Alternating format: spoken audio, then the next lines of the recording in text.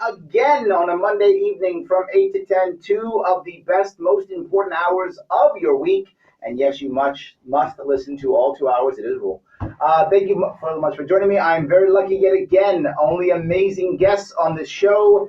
Another man who runs Fitness, Fuel, and Fire across the river just for me. The man with legend himself, Ashante First. Thank you so much for coming. Oh, thank you, Brother Larry. Thank you for that wonderful introduction. Absolutely. Thanks, man. You know the thing about you that really, I guess, made me want to connect to you more than so many others is that so many people who are kind of in your world, they really are just the gun guy. That's kind of who they are. That's not you. You are the self-defense betterment guy. That's kind of who you are. You're about guns too, yes. Absolutely. But you're also about health. You're about fitness. You're about self-defense. You're about your mind. You're about all that stuff. I think it's all connected.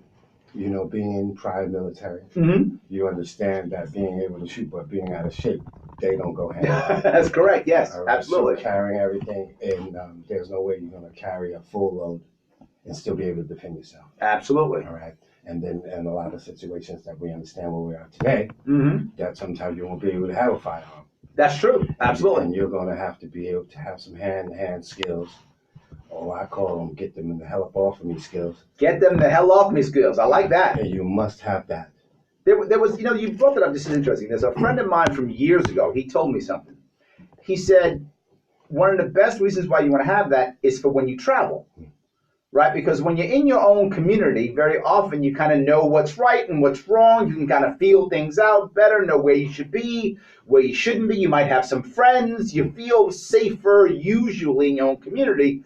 But when you're not in your community, that's when you may not be able to read the cues effectively and know what's right and wrong. He said that that's the most important time to have those get off me skills. Gotta have that. Because when you're not where you normally know and feel and understand, then all of a sudden now something comes at you, you got to take care of yourself then. Absolutely. But what it does, it takes situational awareness to a whole nother level.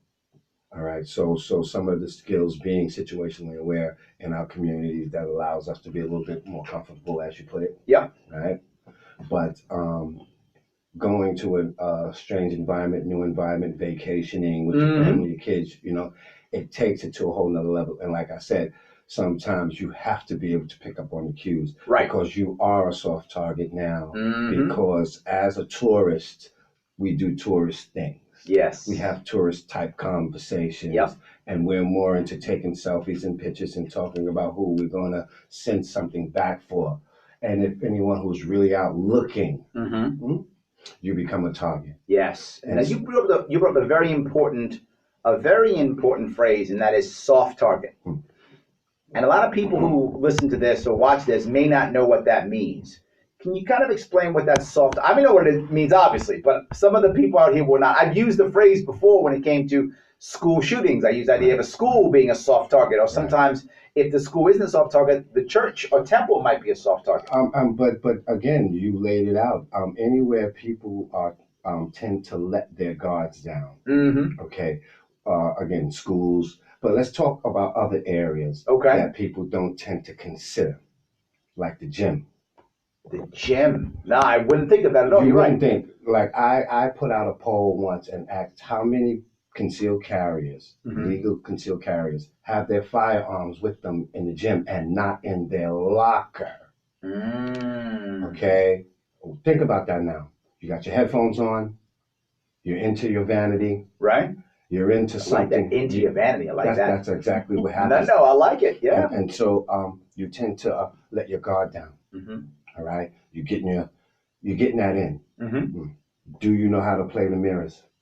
Right. Do you know how to watch a mirror and look at a door? So it's absolute awareness, soft targets, anywhere where people tend to get too comfortable, you know. And so when I sit and we propose ideas to people, we ask them to look at things in places that they would never even consider. Right? So they're always wanting to look at the bigger places. Sure. But I'm always your local eatery. that Saturday night spot where everybody's getting toasted. Right. Are you ready? And so these are some of the things that we employ. Shanta, that sounds just, I mean, exhausting. It sounds exhausting. I'm gonna be on my guard when I'm having my local pizza. I don't eat pizza, I'm on keto. But in theory, right? I'm eating my local pizza. I gotta be on guard. It's exhausting. It would be, and one would think it would be. And again, I was once told paranoia is the highest form of awareness, but not paranoia to the sense where I need to be medicated, but to the point where you now sitting in restaurants. Do you know how to exactly sit? When you're sitting with your children and you're really having a wonderful time, do you still strategically sit? It's just basic stuff. I mean, you bring up something that it's funny. My wife teases me.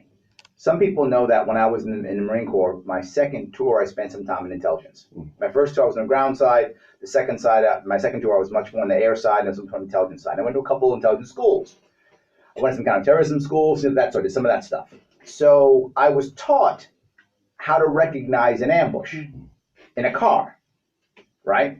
So to this day, I was trained so much to think about that when I was a driver, when I was an A driver, right? I was always trained to do that. And I did years thinking about that, being trying to do that, right? And going through the exercise and such.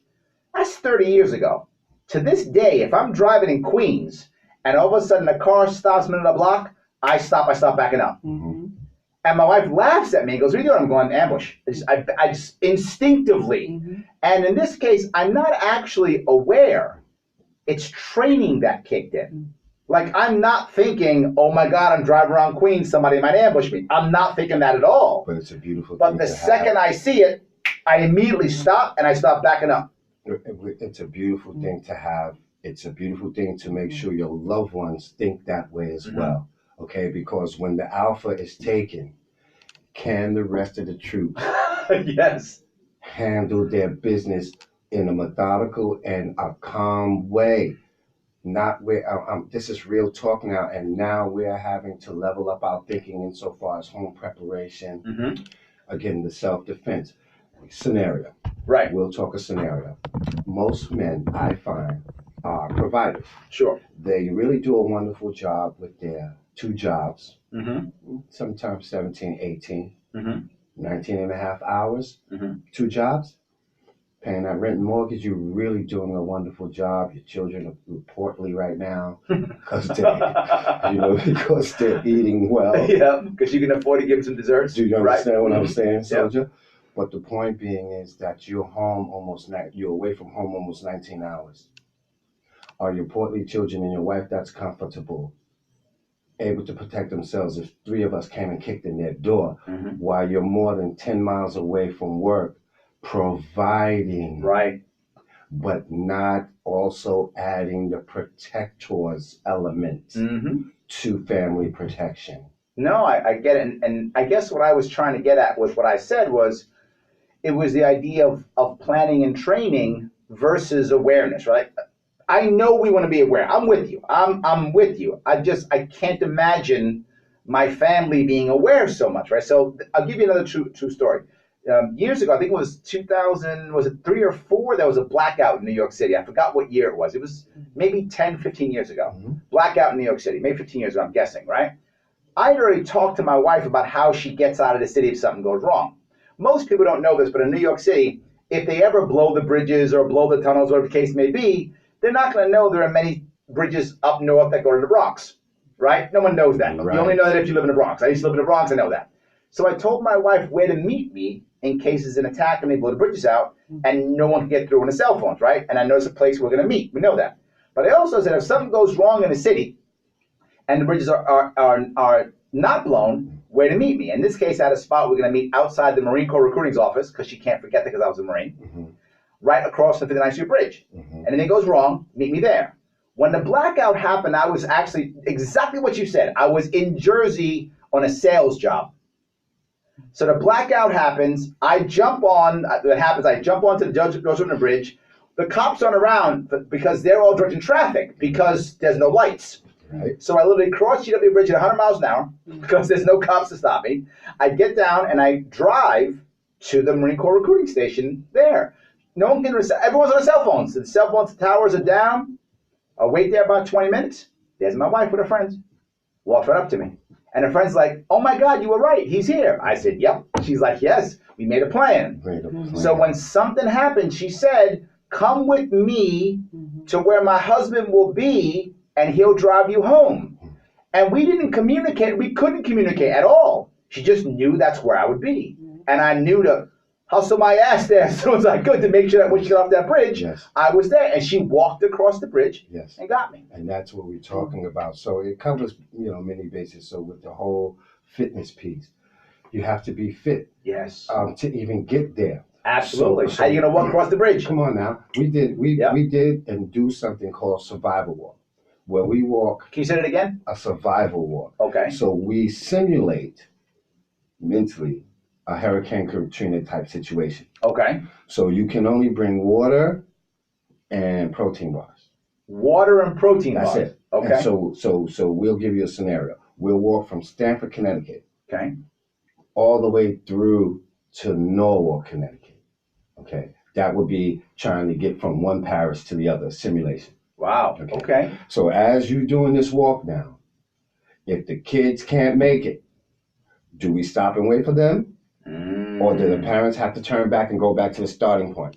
Because those are the ones who fell off. Got it. And we have to walk all the way through to Norwalk and turn around and walk all the way back. How much is the time? How long do they get to do it? It took about 4 hours, but you're talking, you're doing, but the whole idea is not really time. Can you do it? Got it. Okay. Okay, we're just doing it, so we don't put a time on it. So psychologically, do you have the wherewithal with with nothing? Right. Just some protein bars and water. Right. Okay, because usually if a situation happens, it's going to catch you off guard. Right. Are you going to panic? Can you rock out? You brought up a very valid point, right? We're never going to be ready for the unexpected, right? I mean, that's not true. We're not going to be expecting the unexpected. We can be ready for it. True. But we can't expect the unexpected. So all of a sudden, it happens. So how can we at least react in a way that makes sense? And what I always say to most of the people around me is, I can't control people around me, but if I can give them the example, many will follow. We would hope because we're involved with a lot of people in the community that has like Aton Edwards and brothers like that, Brother Barry Crumley, who have been doing this whole survivalist thing and preparations, walking from where's this in Peekskill, the nuclear reactor. They did that walk from Peekskill all the way over to Battery Park, to simulate. You have to get out. So these are the people I would like you to also. What's that? How many miles is that? 40 miles? But understand the science. How many miles? What's the evacuation area? Right. It blew up, man. Right. Okay. Any point. And do you understand what I'm saying? What is the evacuation? How many miles out are we going to have to go out? Right. So this is not, these are some of the things that we do with Fitness Unifier, some of the individuals we're connected with. And Aton Edwards would be a good person for you to link up. And I would hope sometime in the very near future, I would like to hook you two guys up. Okay. I think you guys have amazing things in common. And I think he's a very, very valuable ally. So now, but there's an issue here that I know people are thinking. You are a pro-Second Amendment advocate in a world that usually isn't very pro-Second Amendment. How do you get around that? There's got to be people who look at you and go, why in the world would you want a gun? Guns are bad. Guns kill people. Guns are terrible. You got to deal with that. You got to be up against it. I know you've got to be. I'm up against it. But now, Larry, through time, and time is a wonderful thing, I'm learning how to choose my battles. Okay. And I'm learning now to address, starting out, to deal with individuals who get it. Okay. I want to start with light vibrations first. Sure. Because that will give me the support or buttress my movement, because I have like minds with me, and it'll give me enough energy to go out here and deal with those that are, I'm going to just say it straight. Same. The biggest enemy that I've discovered in dealing with the African American community thus far in my journey, because I plan on taking 360 degrees of the pie. I'm not just going to go for a percentage. Jesus is my biggest obstacle. Really? Why? Because it's the church and religion and my Mhm. Lord. Mhm. And I'm not being ugly, and I'm not trying to come off in a manner that's disrespectful to anyone's belief. Sure. No, go ahead, talk But to me. when my brother Dylan Roof rolled up in that church in South Carolina, Jesus didn't show up. That is correct. Yes. He wasn't there because if Jesus was there, a few other people would have had a couple of nines to hold that down, because they would have, turned and applied cloak for a gun or something like that. So, and what I'm dealing with, that's my biggest obstacle, and I want to see if I can strike a balance to say that you can still believe in what you believe in, but it's better to have it and not need it than to need it and to call on something that ain't gonna be there. And I'll give you another sidebar. Okay. That thought came from me from the Count of Monte Cristo. Okay. When they put him in the prison and they chained him up and said, "There's one thing you can depend on, and it'll be this ass whooping every year." And he told him, "You can call on your Lord, but you can believe this: he never shows up." You follow? Look, I'm with you. The thing I have, right? I actually don't mind if somebody is passive and decides. I remember I was talking to a woman. This has got to be 20 years ago. I used to be a chief instructor at an English school many years ago. There was a woman who was completely and totally like, I am just a pacifist. I asked her, I said, would you be a pacifist if there was a man holding a knife to your throat threatening to rape you? At that, would you? And she said, yes, Larry, I absolutely would. I said, so even, she goes, yes, she goes, Larry, I've been in similar situations and I'm a pacifist and I would rather try to talk my way out of it. And I would rather, if need be, let him have it. So it's her words. Let him have it and deal with it later. She said that. I said, okay. I said, would you be against another woman stabbing him? And this is why I was okay with her. She said, no, that's her choice. Respect. And that's where I'm okay with, right? If you're saying I'm a pacifist, I'm not doing violence no matter what, okay. But would you stop someone who's saying I'm not letting that happen to me? And sadly, I think what you're telling me is that some people would. They would. Some people would say, no, you may not. I'm saying if you want to be a pacifist, that's on you. I don't have a problem with that. But you can't stop somebody else, or shouldn't stop somebody else, from deciding they're not going to happen to them. I'm saying this, that logic and balance is going to have to win out at some point. You're going to have to look at the times in which you find yourself. And you're going to have to make spiritual and personal adjustments to the times in which you find yourself. All right? Now, again, if you're a pacifist, that's fine. But what I do find when a pacifist is assaulted and they get the hell beat out of them, they call on someone that's got a gun. Yep. And often true. You know, and I mean, why do you need to call upon him when you could have empowered and emboldened yourself with the same protection? So it's funny when I talk about firearms in general to people in New York City specifically, right? In that world, I will very often start my conversation with, hey, everybody, who in this room owns a firearm? And almost everybody will say nothing. Not me. And I say, actually, we all own firearms. We're just letting the cops hold them right now. We bought them with our taxes. We bought those guns. The cops are holding them. And when we have a problem, we call our guns. Yeah. And the guns come. So we all own guns. So if you're saying you're anti-gun, you're just anti-gun except cops having your gun. So you're not actually anti-gun. So it's a whole different issue. So that goes in the area where I pick my battles. Go ahead, please, tell me. I try just to talk to people who get it. I try to go to the youth where we be talking, and the angle in which I'm coming from is trying to introduce a whole community to the 4-H club and the history of the 4-H club and how that has played a role in shooting. But there's an African American and Latin community, Indian community. There's a whole phalanx of individuals now that can take advantage of this program. What we try to also talk about is the scholarships that are offered. There's only 2 schools in New York that offer shooting scholarships, which is John Jay and Marist College. okay? But what we want to do is now start talking to the youth.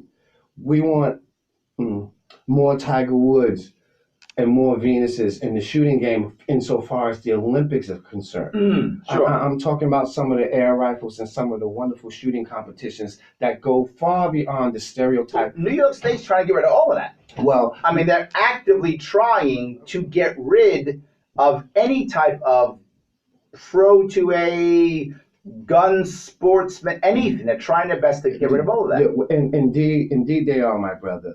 But we cannot allow that to stop us. However, there are other schools that offer scholarships for shooting. You can leave New York. No one has to. Don't leave New York. Don't listen to them. No, don't leave New York. I mean, not leave you. Listen, man. Leave in the sense of adventure. Leave in the sense of journey. Oh, sure, yeah. Leave. I've done that before. The only way I can shoot is I take my wife to another state. Yeah, when I'm talking to the youth, and I'm talking about you don't need a basketball scholarship or baseball right now or football. Take that shooting scholarship. You just got to go to shooting class, but you still get a full scholarship. Right. All right. So when it's overlooked a lot, I agree. Yes. So all I'm saying is leave, experience something different, come back and bring another vibration to the community. We're talking about shooting teams that travel all over the earth, Larry, that there's a whole community that has not participated in any of this, brother. And we're only talking about the 3-gun, the 2-gun, or the skeet shooting competitions, that they tend to form brotherhoods and friendships for life. Sure. And it tends to transcend the stereotype of firearm operation in our community. I agree completely. Okay. Let me, if I could, do you guys like what you're hearing today? You want to join the program? You want to talk to us? You want to ask some questions about those things? That's amazing. Join the program. Give us a call, 573-427-5463. Give us a buzz. Let us know what you think. Happy to have the conversation if you want to. If you are watching on YouTube, of course, you can also take a couple seconds to type up there on YouTube if you like, or give us a buzz. If you like what you're hearing in general and you want to support the show, if you want to help us out, please help us out. Head on over to patreon.com/Sharpeway. Give what you can. $9 here, $28 there, $500 in a place else. Give as much as you can give. We're happy. This costs money and takes time. So thank you so much for supporting us. I want to take our first call of the evening, if I could. Someone who actually wants to talk about the budget, I think. So I'm not sure he's going to be happy with what you're saying. We'll see. Right. We're talking to Danny from New York. Danny, how are you? I'm doing great. What's going on? So, not a lot. You and Ashanti. My question is about the state budget. Okay. So, I just wanted to get a little bit of background. Why do we have a $6.1 billion deficit? Yep. Sure. Let me. Well, Ashanti's actually from Jersey, right? I'm from Connecticut. Connecticut. So he came down. So his state's almost as bad as ours.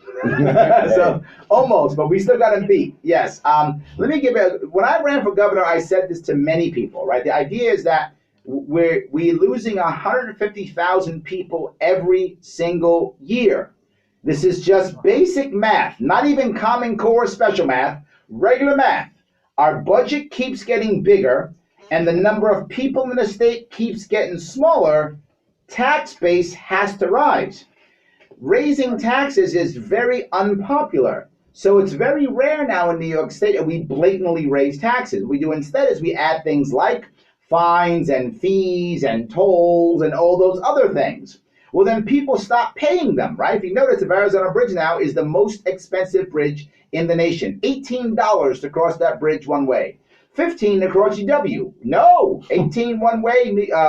The George Washington, $15 one way. Tri-Borough's $15 one way. Yep, insanely bad. If you are a large vehicle, a commercial vehicle, you pay per axle. So if you're an 18-wheeler truck and you've got, 1, 2, 3, 4, 5 axles, multiply that by 5, that's how much you're paying to cross a bridge one way. $75 to cross a bridge one way, $150 to cross it twice. There and back. That's what's happening now. Now, when that begins to happen, what happens?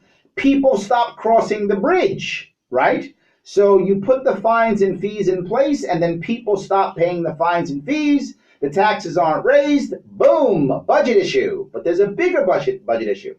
We don't cut spending ever. If you notice, when I ran for governor, I actually didn't talk about cutting taxes. I talked about lowering spending so that I could push surpluses down to the communities, so the communities could decide what taxes they wanted to relieve on their local people in their counties. That was the entire goal behind my plan. So the reason why we have a budget is severalfold. One, less people with a higher budget. Two, you actually have a situation where we don't stop spending. But the biggest one of all of these things is we have a situation to where our pension bomb in New York State is exploding. I talked about it again and again and again, and people kept saying, but Larry, our pension's well funded. Yes, because the taxpayers are funding it. That is exactly why. The pension was about 12 to 15% of the budget. It's even higher now, and the budget's higher. So the percentage has gone up, and the actual size has gone up. Just New York City has over a $90 billion budget, just New York City. And so you add all of that together, and what winds up happening? Deficit, deficit, deficit. So now what have they done? They make harsher taxes, harsher rules, which means more people leave. Now actually New York City is losing population for the first time in several years. It's losing population too. And Connecticut. Connecticut too? That's going down. Yep. Tell me, Shani, please, go ahead. Listen, brother.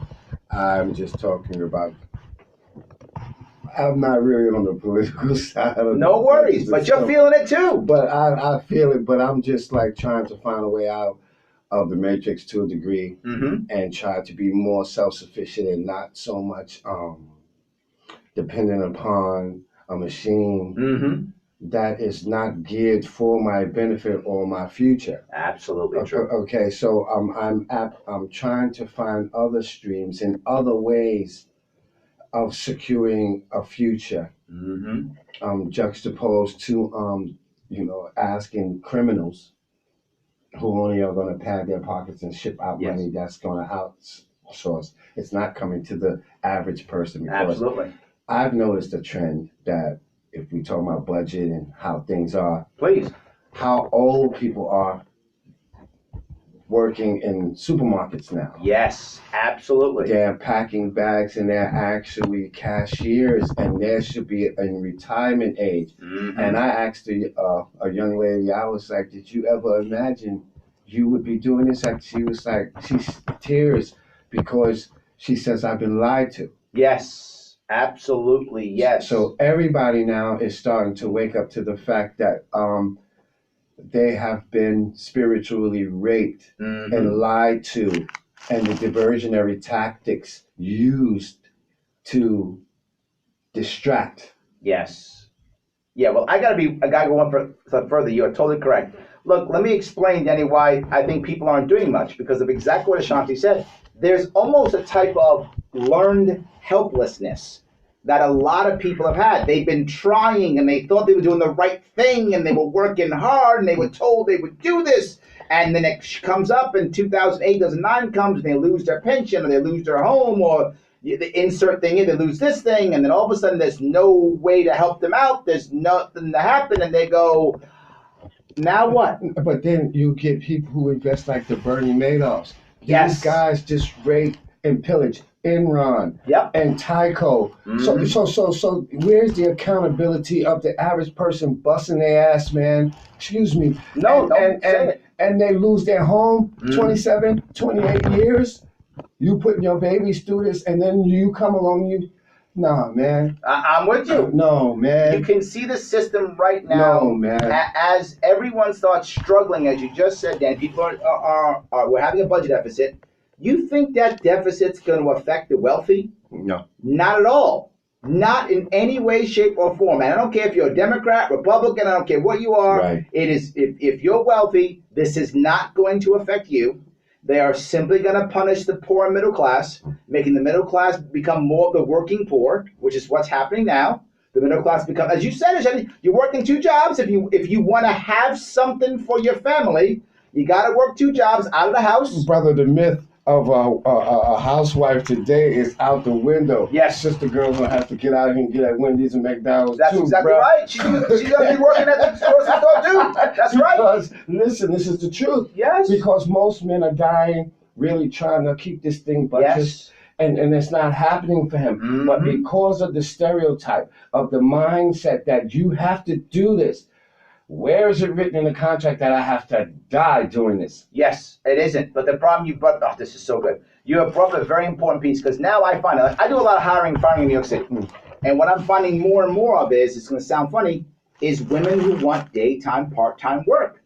They want work that starts around 9:30, because that's when they drop the kids off from school and they're able to get there. And they want work that ends around 2:30, so they can get home, so they can take care of the kids. They can't stay home. Can't stay home. That doesn't work for the average woman who wants to take care of her kids. Now, some women, they're fine with a nanny or they're fine with daycare. Some are, but some aren't, and they want to be part of their child's lives directly. And for those women, they're trying to get 4 hours of work every day, and they're happy if they're making $15, $20 an hour. They're happy they can get it, even if it's going to cost They them won't now. be happy when that check comes and that guy FICA Thank you. and Fred Yeah. and Bonnie Yes. and Cleve, and whoever those people are that I don't know who the hell they are, but they seem to get a piece of my They get a flesh, cut. man. Yes, they do. You know, and so even when Mama wants to get out of the house, she's deterred or broken because this is what I get. I know, look, and I got to say something which is going to be off topic but on topic. Danny, look what you started. It's your fault, Danny. Totally your fault what you started. Okay. You did have a question. Okay, I'm sorry. Hold on. Let me touch this piece. Stay on the line. Don't go away from me, Danny. Stay with me. I just want to go over this one piece that you brought up that's important, Shanti, right? Broken. I brought up that idea of helplessness. What people don't understand is taking care of your health can give you the mental stamina to make that push through. And I have a personal story on this myself. About 9 years ago, my youngest daughter almost died. And many people know the story, some people don't. Almost died. She had open heart surgery at 18 days old. My wife packed up, moved into the hospital, and I all of a sudden overnight became a single dad of a 6-year-old. My daughter was 6 at the time. And I was not the primary caregiver. So I was all of a sudden dad by myself. Not just that, exactly the same week, my mom gets diagnosed with stage 4 cancer. She's finished, that's it, lung cancer, no hope. It's just you got maybe a year or 2 and you're finished. That's her diagnosis. Same time that happens, my business has finally collapsed from 2008. I held on as long as I could, the optimistic entrepreneur. This can't last that long. I got this. No worries. That was totally wrong. Firing my employees, shutting my business down, everything collapsing. And so the problem was when I was happening, I had to isolate myself because I couldn't let everybody else know how bad things were. And my wife, who was usually my rock, was off supporting our daughter who was dying. I was by myself. I don't drink, I don't smoke. I started eating my feelings. And boy, I was having an entire pizza, a whole pizza for lunch and a 2-liter of Coke and thought, that's normal, right? Everyone does that, right? That's normal. Sometimes I do that. But you know what I'm saying? That was my normal way of doing things. And because I was isolated, there was no one next to me to go, oh, you can't do that. Can't do that. That you can't do that. There was no one to tell me that. Yeah. And I was in total denial. So I wasn't seeing anything. I was fine. I was fine, everybody. I got this. I was fine. I was not fine. I didn't have anything. So eventually I realized I couldn't fit in my suits. I had to get up and get back to work and figure out how to rebuild my business and take care of business. I had to go provide, and I physically couldn't fit into my suits because I put about 25 pounds on in a little more than a month. So I said, how am I going to get rid of this? So I decided to make an idea that I thought I could handle with where I was in my life. No carb, low carb. That's what I'm going to do. I became a fanatic. I mean, I was having like steak, eggs, water every day. That was like it, nothing else. I was a fanatic. Now, to do that, I dropped about 40 pounds in 2 months. That was 9 years ago. I haven't left the lifestyle since then. Now, I changed. Now I'm healthy in what I eat. But I was a fanatic, and people thought, Larry, that had to be unhealthy for you. It had to be bad.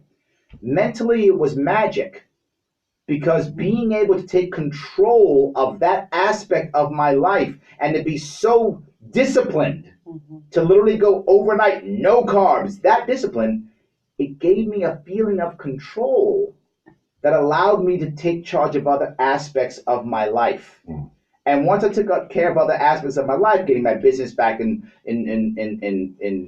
kind of working again and building it back from nothing, to build my relationship back with my wife, who had basically become an absentee, wife. She just wasn't in my life anymore. I had to bring that back. You're doing all of those things. Then I got to a better diet, if that makes any sense. I then went to do other things. But I think this is kind of where you're saying that if you gain other things, health, fitness, confidence, being self-assured, you can then handle other parts of your life to be better. Yeah. Did I go too far? No, you're right. But I was trying to get closer to the mic. No, you're right. But I'm just trying to tie in with the guy's question with how. I'm sorry, I went way off topic. I'm sorry, Danny. I went way off topic, brother. I went way off topic. No, that's fine. But anyway, I went way off topic. Go ahead, Danny. Go back to your question. I'm sorry. I'm making my audience think crazy because I'm talking about stuff. I apologize. Go ahead, Danny. Go ahead. All right. Well, no, that's fine. Larry, I got a question for you later, but I wanted to ask Shanti something. Go ahead. So I work as a paramedic, and I deal with a lot of high stress situations myself. And if we have a bad 911 call, we can't keep it bottled in because that's not very a healthy mindset to have. So if we don't talk about it, it could drive us crazy. Sure. Sure. We don't take care of ourselves like that. What's your question, brother? Actually, I guess I just answered my question. Well, let me ask that question. You talk about the mind experience too, Ashanti, right? You talk about the mind experience. You talk about that. How does someone who has to deal with, in this case, defending yourself could include violence, right? And the average person is afraid of violence. The average person doesn't want to engage in violence. In the case of Danny, he has to see either the results of violence, sometimes on a daily basis, if not others. He's got to see it, or he's got to see someone who's being violent. How do you handle that?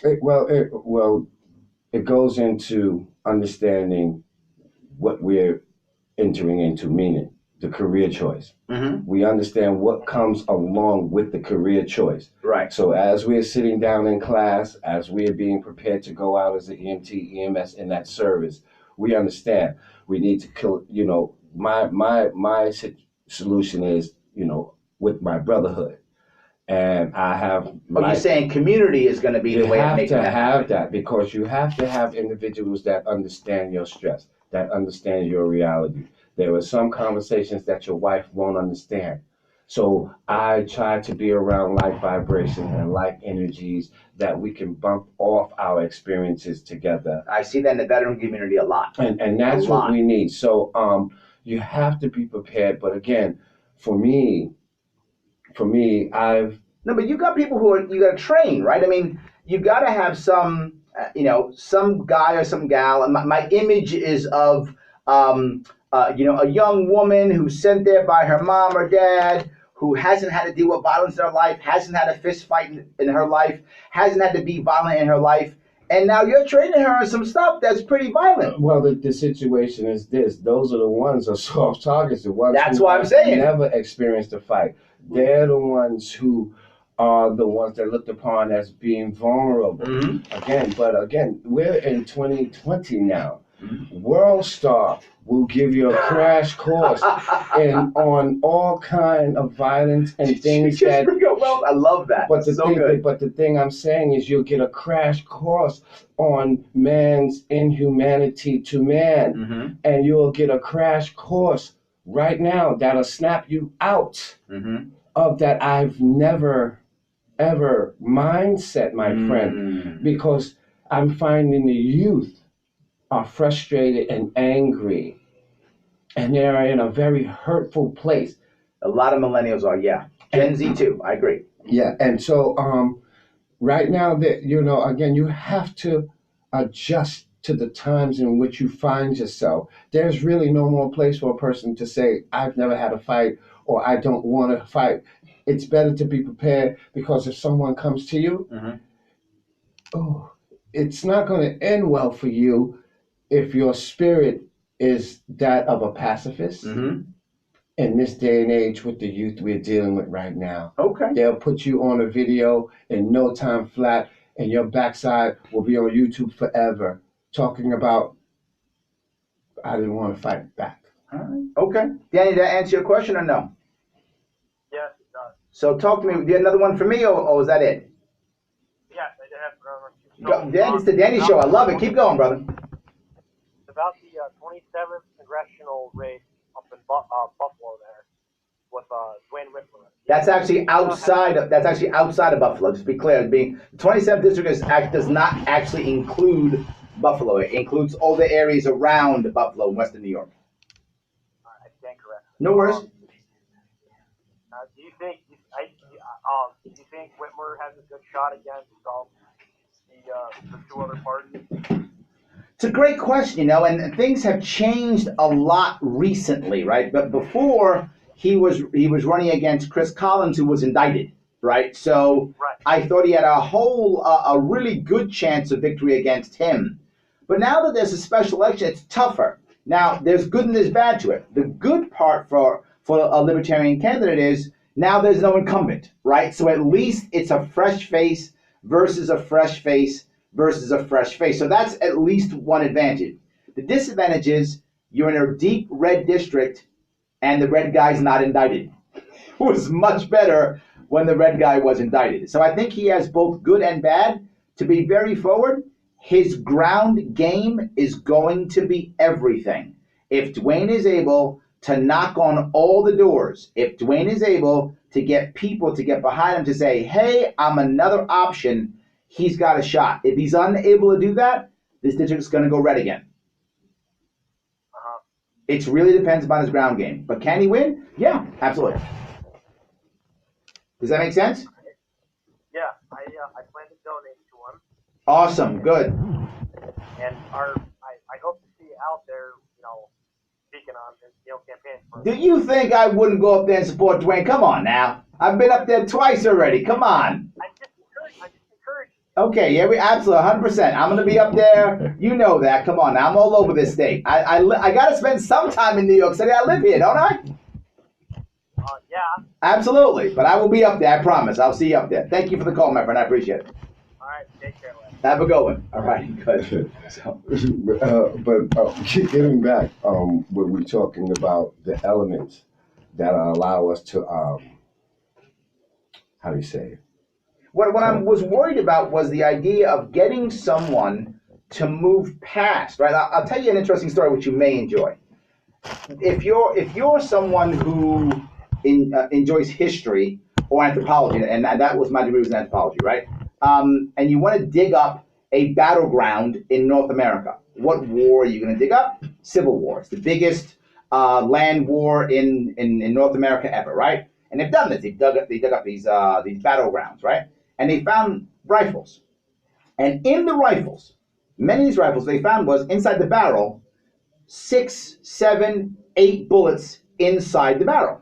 And you might say, why would that be true? Well, if you remember back in the day, the Civil War, you had the guys, they would put the bullet in from the top, push it down, put it on their shoulder, march out to the field in the big box, present their arm. The captain has his sword. He says, present. They put their weapons out.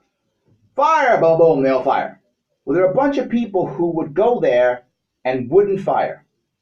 The captain's next order is reload. Boom, second bullet. Present. Fire, boom, boom. Some guys wouldn't fire. Reload, third bullet. From that, people said, what the hell happened? And a lot of these weapons were found on the ground. So these guys stayed and probably got killed. Right? They could have deserted. Lots of desertion in the Civil War. They could have dropped their weapons and ran. Lots of people ran and broke from the battlefield. These guys didn't. They marched out and just wouldn't shoot. Why? Because it was a civil war. And many of these people knew their brothers and cousins and sisters across the field. They were human. And they didn't want to commit violence even when they were being shot at.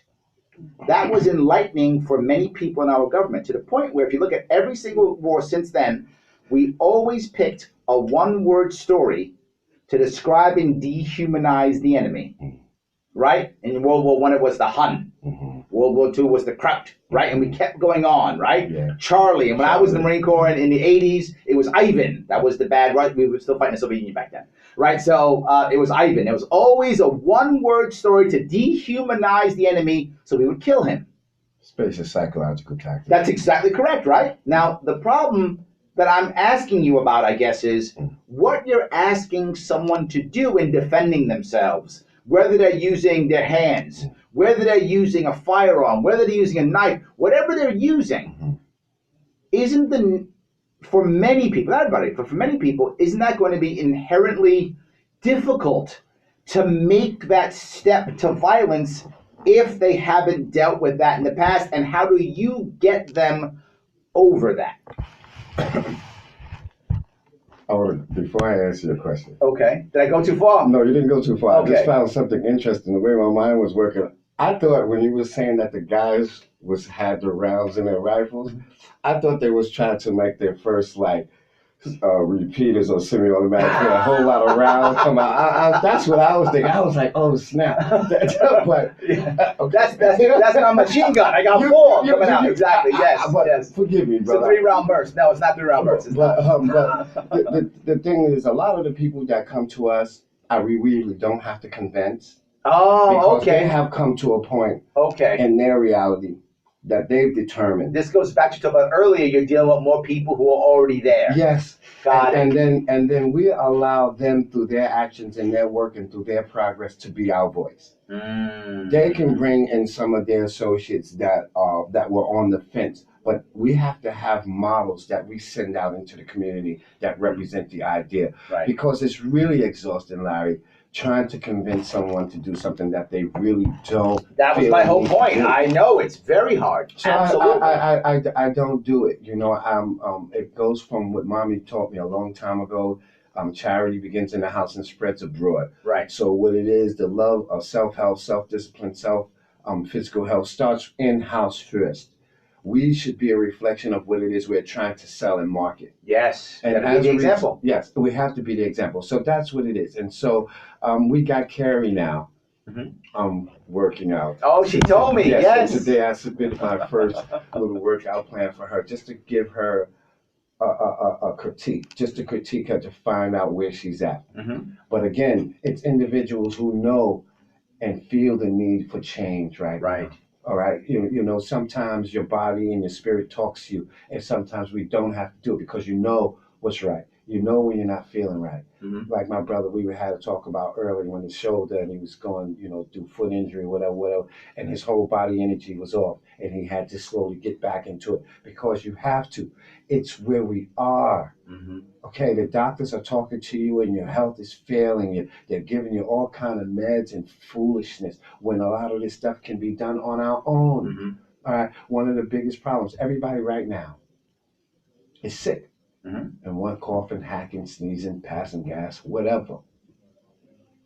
But not a lot of the people who are sick are realizing that the problem is right in their belly. And they're not even understanding how to remove the very thing that's hurting them. Sure. So they're not. But I can get a once-a-day pill from my doctor, brother, and I'm good. That's all I need. If I just get one more pill that will counteract the side effects from the first pill, then I'll be good. And then the side effects from that one, I just get one more pill that will satisfy all of those. We don't want to talk to individuals like that right now, Larry, because there's a whole market for them. Yes, we're only trying to again talk to people who get it and understand and feel a need right now to have an alternative way of dealing with this situation, because a lot of this shit is just bullshit that they're handing over to the people. How many years? I think in reality, this is a thing that some people disagree with, but I think it's very true. The amount of information that's available has become so much that in reality we find ourselves being overwhelmed that we just then blindly follow someone who says they're an expert, because I can't handle everything out here. So she says it's right, so I'm gonna believe whatever she says because I can't do all this. It's mind control, and you feeling the need to be led. This is it's winning. The tactics of Edward Bernays and the Tavistock Institute of absolute mind control and giving people directions, where you have to at some point start to become and think for yourself. And for the ones who can't and don't possess that ability, they're not going to make it, and it's all right, because they were a part of the design anyway, brother. But when I'm talking about basic health, basic fitness, all you got to do is just go back to nature. This is not real rocket science. When animals in nature are sick, you don't see them eating. They stop eating. There's no once-a-day pill for the animal. Do you understand? So the point being is, at some point, when do you go back before there was madness? You know, this is just basic common like sense, what you're man. saying. You like know, what you you're got saying. people with eczema, people sitting here, skin falling off, patches of skin falling off their bodies. Dehydration, parasites in their body, and all they got to do is just know what natural things to use on their skin, and within a week, all of that will go away. But you want calamine lotions and foolishness like that. So that gives us Fitness Fuel and Fire a lot of business. I like that. You got business on that too. It's good. We're fitness. We're everything fitness, from CrossFit, hybrid training, to basic workout plans. All things fitness on every single level. I like that. All right, let me grab the call if I can. I wanna head over to Maryland. I want to get out of New York State this time, and I'm still gonna go someplace else. I'm heading over to Maryland. Troy, how are you? Hey, I'm doing all right. Talk to me. How are you? Yeah. I was talking earlier to what Johnny was talking about. Definitely about, there's definitely more, because, you know, I was a guy who was on that panel with this Fitness Fuel and Fire thing. And I'm a huge gun guy, but yes, you're definitely correct. There's definitely more to it than just this gun. Right? Yes. We have to exercise situational awareness, have the emergency plan. Well, this is funny.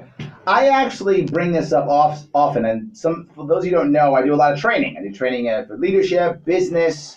I do consulting, and very often people ask me, they'll say, Larry, what do you think my kid should get involved with, right? What's the future for my kid, right? My kid, what should they go to school for? I said, well, look, there's a lot of stuff, what they like, obviously, but if they're unsure, there are two things you should consider. Number one, anything to do with the language, whether that is a foreign language or even a computer language, anything to do with the language, programming, multiple languages, linguistics, that's one thing's awesome. The second thing, anything security. Doesn't matter what it is. Physical security, firearm safety, bulletproof cars, cyber security. It doesn't matter. Anything that's security and safety, even if it's, physical security for your home or for your house or for yourself. Language and security is the future for sure. If your kid's not sure, throw them in that. What you're telling me is security is a big deal and part of what you do. Definitely a big deal. As a matter of fact, my son is actually going through that in school. He does Homeland Security, and as well as law enforcement. He wants to become, go into criminal justice and the whole nine yards. He does like CPR classes, and he does the other classes as well. Trying to get to that. And just the basic I teach them is just when walking to and from school or to and from the school bus stop, exercise situational awareness. That's the biggest thing. Yeah. There's a huge human trafficking thing going on. It's really become big. I mean, it's been around forever, especially overseas. Well, I think we have a bigger issue now than before, and I think the reason why we have a bigger issue now is the phone, right? The people have the phone in their hand, they're looking down, they're texting, they got their beats on or whatever, they're not hearing anything, and they're kind of in their own world. I remember there was actually literally there was an experiment done. I think Daniel Pink did the experiment. I think he did, but I'm not sure. But an experiment where they put a separate side of the sidewalk for people who were texting and a certain side people who weren't. And you watched people on the side texting just happily push themselves over to one side, walk half as fast, and heads down the whole time. But it's a Pavlov thing. It's always about absolute mind control. Larry, who came up with the idea when they had at Grand Central Station a situation they called a die-in, where everybody at a certain time laid down on the damn ground at Grand Central Station and played dead. You must be dead to follow some kind of program to play dead. Now, who came up with the idea? I don't know. But what I'm trying to say, brother, where are you if you followed that? Well, look, I don't know. I mean, it might have been just because you think it's a good protest for something. Well, the point I'm trying to make, who's behind the concept? Who came up with the concept that they put out that you followed? Is this like a Tavistock Institute kind of thing? When you read up on Edward Bernays and how we do the propaganda and the mind control, who was the nephew of Sigmund Freud, you are looking at absolute mind control taking place right now. And we, Brother Troy, myself, the urban sharpshooters, and brothers that think like us, and other brothers who sat on the panel with us, are trying to get the people to understand you have to start thinking for self. Yeah, but hold on. Now, this is an issue that I have here, right? I've asked you, how do you get people to think this way? And you've told me I usually go for people who are already there. Mm-hmm. But you just told me people got to start thinking for themselves. That means we've got to find that crossover, that bridge, right? There's going to be a got to find that bridge, brother. Sometimes there is a situation that is created that is going to bring you to a place that you've been running from. And there will be a situation or a circumstance where they're not going to have a choice. Isn't that too late, though? Well, if it is, oh well, because you got to understand. How cruel you are. Oh well. Did you hear that? Oh well. It's not cruelty. I do agree. I agree with that. Okay, go ahead. Tell me. Go ahead. You know, like I said, like-minded people is very difficult to find. Right? And that's my whole point. I'm teasing you, Ashanti. You know I love it. I love it. Yes. A few billion, right? Right. That are actually, and they had, I guess, this experiment back in Russia back in the 50s, where one person stood in the line, stood at a door, just a door that led to nowhere, and then all of a sudden, more people started standing behind him because they thought that this line was leading somewhere important, right?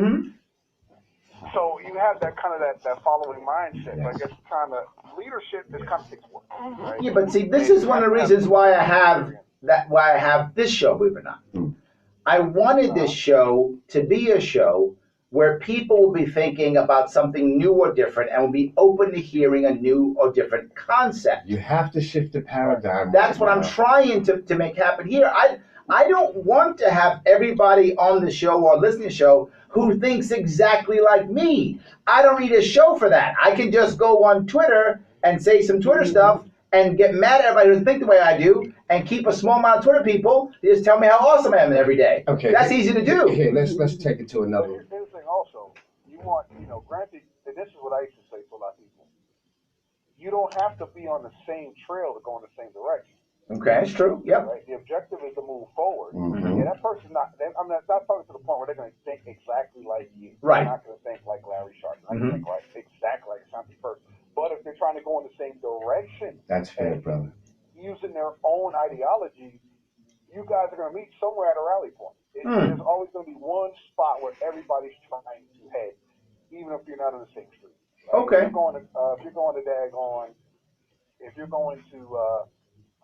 let's say you're going to Vegas, right? Some people choose to fly. Some people choose to take I-70 west. Some people take 95 north. There's so many different ways to get there. Some people do horse and buggy. I don't know what those people are, but whatever they say. But their objective is to get to Vegas. Okay. That's fair. Still have that. That's the mindset. That's the like-minded. Well, this goes back to what Ashanti was talking about earlier. He's like, it didn't matter how long it took to make that journey, but the fact that you had to make that journey. We have to get there because I continue to say the paradigm has to be shifted. The wonderful thing about being in school when I was a little dude, I liked the globe because I used to be able to turn it so many ways, to see things from so many different ways. And at this point in time, we are in a need of a different way of thinking. Here we are now we're in a crisis of so many African-American women, almost 700 to 800,000 missing African-American girls. Now Say it again? It's about 763,000 reported missing African American women and young girls. From what's the time period here? Well, we're talking, I'm just saying within the last 10 to 12 years, because we're looking at this explosion with the cell phone business, where our children are meeting people on the phone that they don't even know.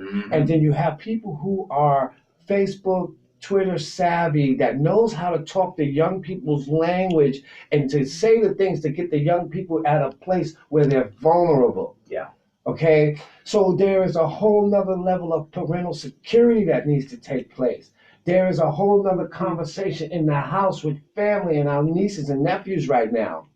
And I want to say we are enablers. Well, it's funny you look. As a you parent, brought this up. I put love those this idea. things in the hands of our children. My worry here, though, right? If I have multiple levels of worry here, right? Multiple levels.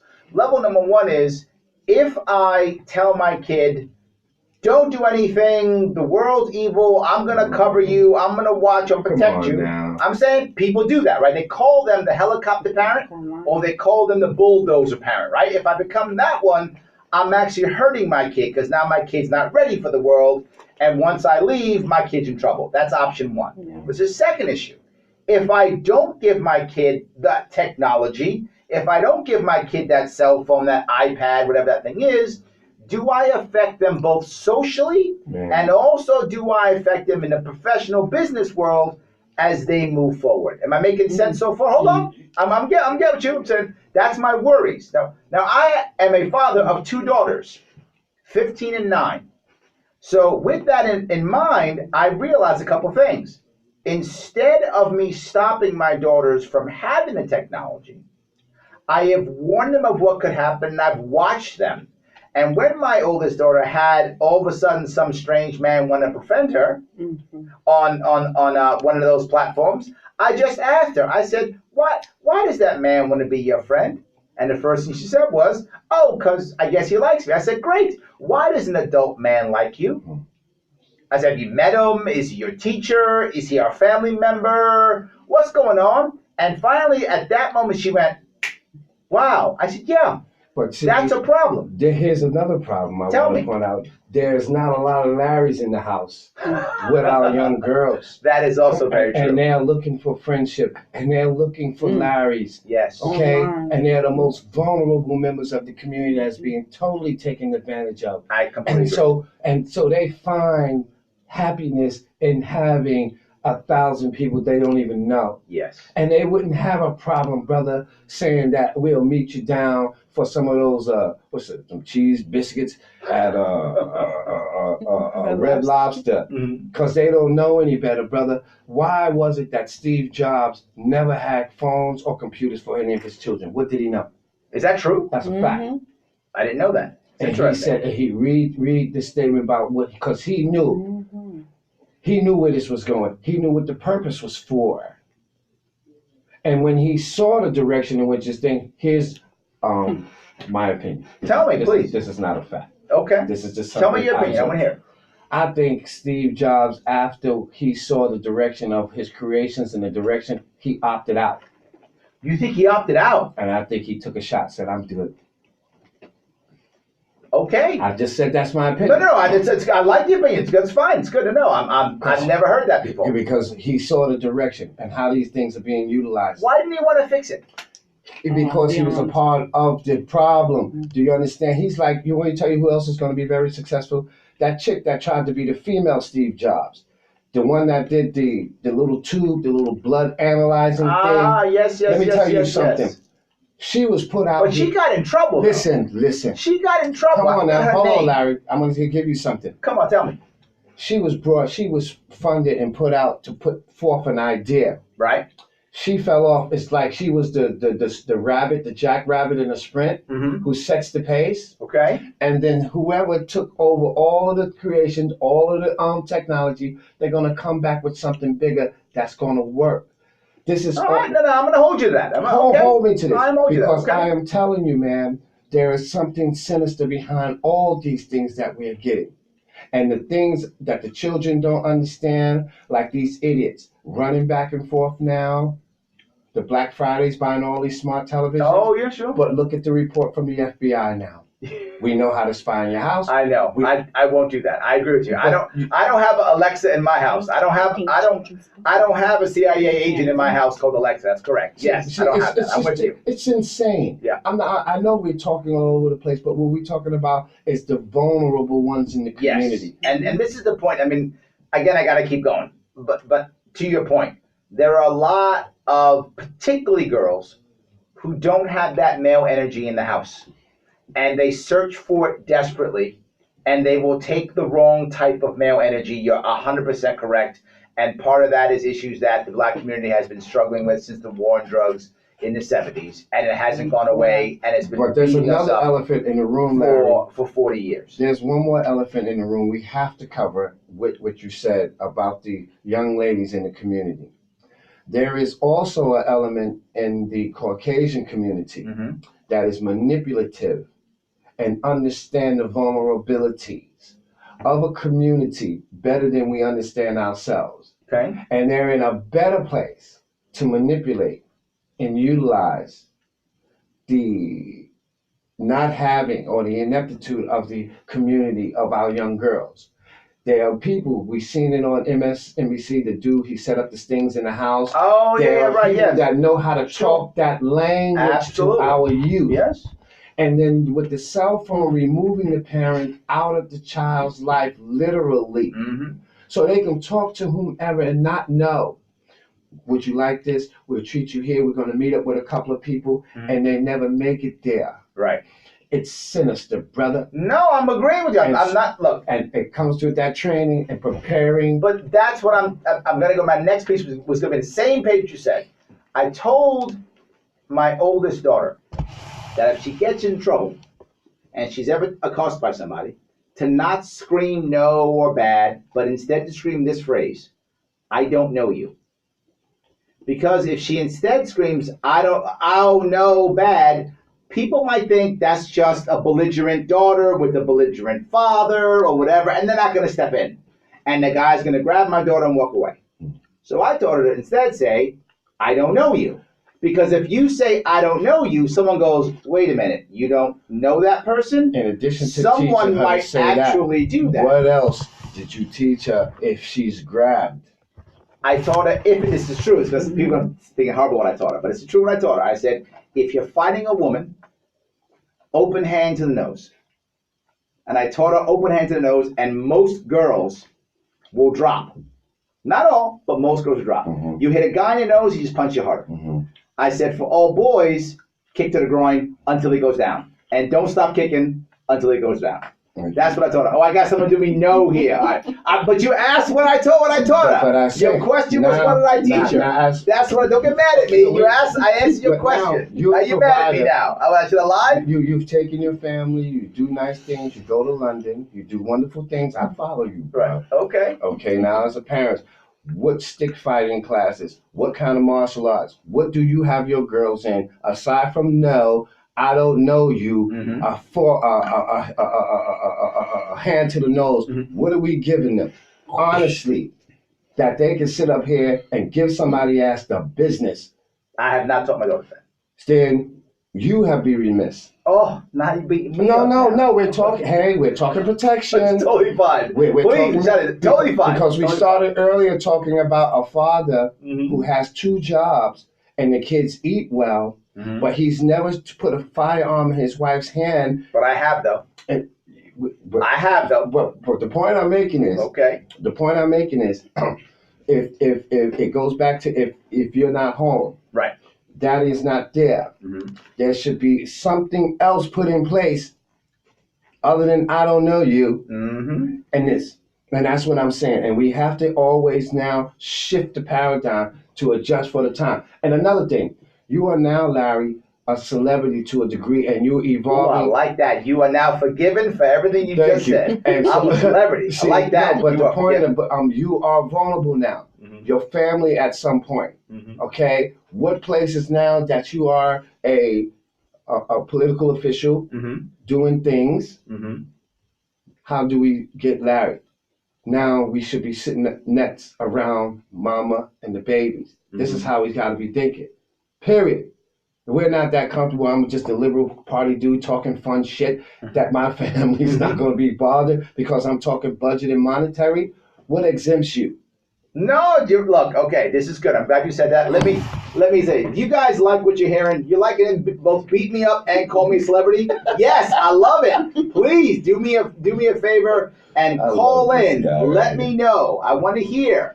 Am I right? Am I really a celebrity? Call in 573-427-5463. If you like what we're saying, support the show. Head on over to patreon.com/Sharpeway. Put a couple dollars in there and let us know you like what we're saying. So thank you. And Troy, thank you so much for your call. I really appreciate it. Thank you. Thank you. Have a good one. All right. Sure, I love you, brother. Yes. All right, brother. I want to grab another call if I can. I've been talking a lot, driving some of you crazy. Got people on the phone. I want to take care of them too. I'm going to be heading over to Arizona. Going to be talking to Angelo. Angelo, how are you? Larry. What's going on? Very well, sir. Thanks for taking my call. Of course. And just really quick, this is Libertarian Reason from Twitter. We corresponded a little bit via message. So Yes. I said I'd eventually call in, so here I am calling in, my friend. I love it. So talk to me. What's your issue tonight? Well, I mean, I've been watching the program for about the last, 15 or 20 minutes, so Okay. just seeing the direction of the conversation. And you heard a shot. They call me a celebrity, right? Okay, good. Just making sure you heard that. Okay, I love that. Indeed he is. Indeed he is. Well, if I may, just kind of add a little something to the conversation. 2 words: parental presence. Okay. Okay. I'm not a millennial, but I'm on the cusp of that. I guess they call me the tech generation, right? I was born in 1980. Okay. So I had analog growing up as a child and then kind of moved into digital. But there is something said, or to be said, excuse me, about the all too easy remedy for parents to put a device in their children's hands. So true. I used to tease my friends and call it the electric babysitter. Yes. Exactly. And my brother, who just had his first child a couple of years ago, and he's already doing it. Yeah. And we've had some discussions about this. I'm like, look, I don't know if you want to be doing that so quickly. Yeah. There's literally a commercial. I don't know if you've noticed, the commercial out now. It's for one of the either iPad or one of the tablets. And it's talking about how the tablet can take great pictures, right? That's the goal. So what they do is they literally show parents doing exactly that. And here's the worst part. Not as a bad thing. As the norm, almost like you should do it. So like the kids are mad or whatever, and they go, here's an iPad. And then they're at dinner or whatever, and they're done, here's your iPad. And then they go over to grandpa's house, and grandma just passed away, and they want to go talk to grandpa, and they go upstairs, here's the iPad. And what the kids do, it's a brilliant commercial. The kids go upstairs, and they use the iPad to create a slideshow of grandma who passed away. They come downstairs, show it to grandpa. Grandpa cries, life is good. How awesome is this iPad? Well, hey, that's a brilliant piece of marketing. It's a brilliant piece of marketing. Yes, it is. And that's why Steve Jobs checked out, because he knew the direction in which this thing was going. Don't take that lightly. But just to kind of touch, if I may. No, go ahead, please. Tell me about your brother. I didn't mean to cut you off. Go ahead. No, not at all. Just to kind of touch upon the whole issue in itself, if you will, like from a forest, try to see the forest from the trees a little bit here on this one. Is what is sad is what you just said is that they're using this now as almost as a coping tool. Yeah. I should say almost. They are. Yes. They are. Yes, they coping are. tool for any situation. You're sad. Here's your iPad. Yep. Or a device in your hand. You're happy. Here's a device in your hand. Yes. I work in the restaurant industry. Mm-hmm. Okay. And the saddest thing I've ever seen in a restaurant was walking by a table. I happened to be managing at the time. Walking by a table, and there's mom, there's dad, and the 2 children. They're probably, if I had to guess, 8 and 10. Both children with headphones on. Okay. iPad in front of them. Mom and dad on both their phones. Yes.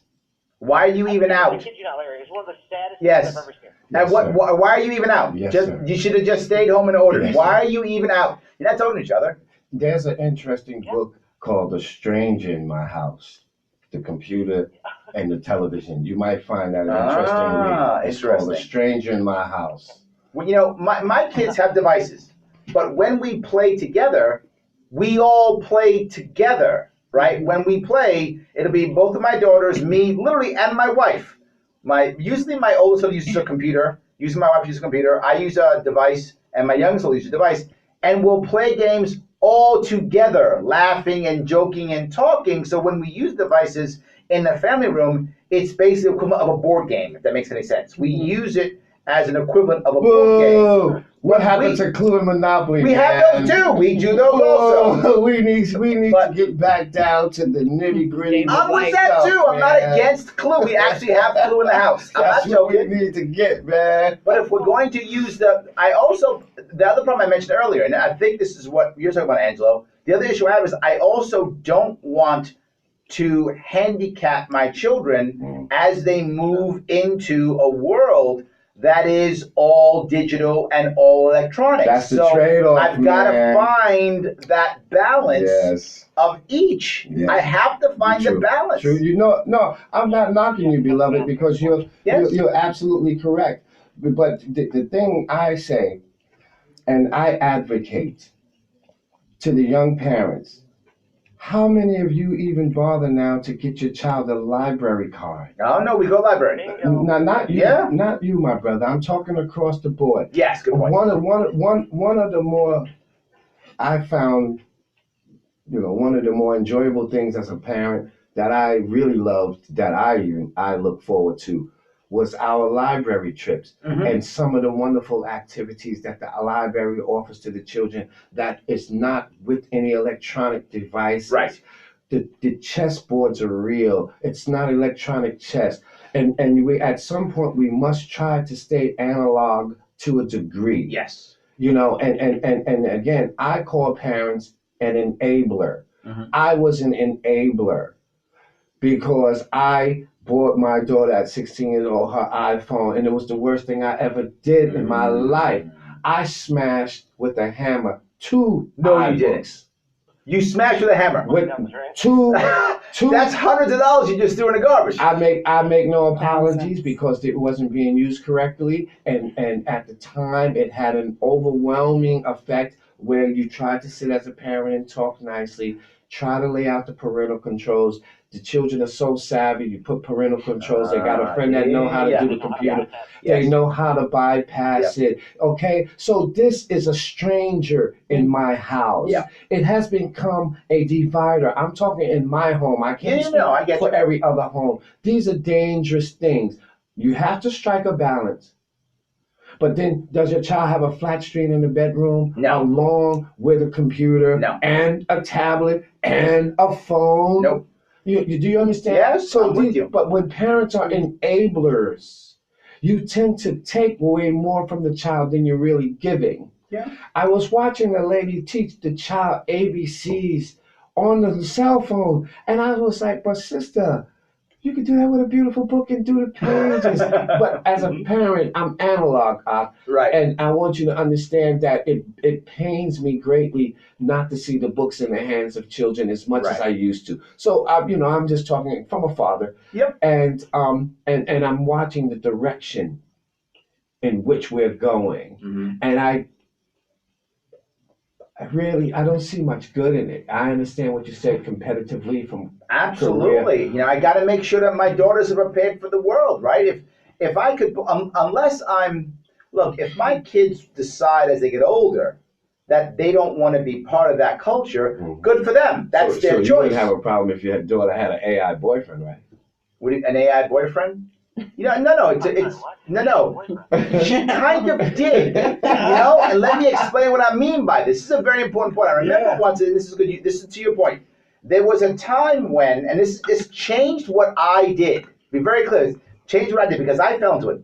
The thing that people tease me about with my daughters, this is personal, guys. It's just me and my kids. I'm libertarian even when I raise my kids. My daughters are not very rebellious against me. Why? I don't give them reason to be rebellious. I don't order them to do much at all. I hardly ever give them orders. I tell them, I think you should do this, but let it go. And they do it or they don't. So my daughter used to watch a YouTuber, I don't want to say his name, but a YouTuber. And this YouTuber was watching others play a video game. So she was watching someone else watching somebody play a video game, talking about it. The creator of the channel was simply watching someone else play a video game? Correct, yes. And so I asked her, I said, this doesn't make any sense to me. I said, why in the world are you watching someone else watch a video game? Why are you doing that? And what she said to me was, she said, Daddy, it feels like he's my friend and we're watching it together. Yeah. And the second she said that, I became very involved in what she watched. That was my cue to be that person who watches with her. She doesn't have to have that person anymore. That was my cue to spend a bit more time with my daughter watching stuff that I normally wouldn't watch. And my wife teases me because I watch some stuff which I think is garbage. But my daughter loves it, so I watch it with her anyway. So now she has a real person watching with her, and now she gets her friends to watch with her things she wants to watch. Does that help? Go ahead, Angelo, go. Quick anecdote. Yep. Okay, so growing up, it was mandatory that I had to be at the dinner table. Yep. Okay. Unless I had a really good excuse, Mm-hmm. you know, dinner was 7 o'clock, and you're busting that seat at 7 o'clock. I grew up the same way. I love It it. really wasn't too much of a problem for me because my parents are Italian and the food was always good. So, but Love it. the reason why it was so important, and you're talking to two immigrant parents that spoke broken English, if you will, but the reason why it was so important was because we would talk about things that were going on in our lives. Yes. Right? This is the information you should be able to get out of your child at the dinner table during times like this and say, oh, well, what are you currently watching? What's the current activity you're in? How's school? How's this going? How's this relationship? What's going on with this friend? And that's where, you know, obviously I didn't realize it at the time I was a kid, but that's how my parents would get information out of me.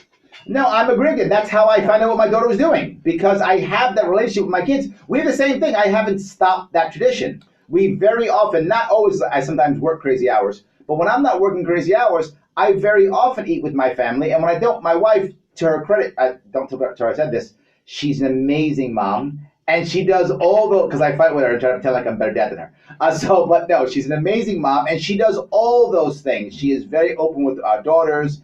Exactly what you said is what she actually does. And I do it too. That's how I found out about this, because my daughter wasn't hiding anything from me. She's like, no, Dad, well, I do this, I like that.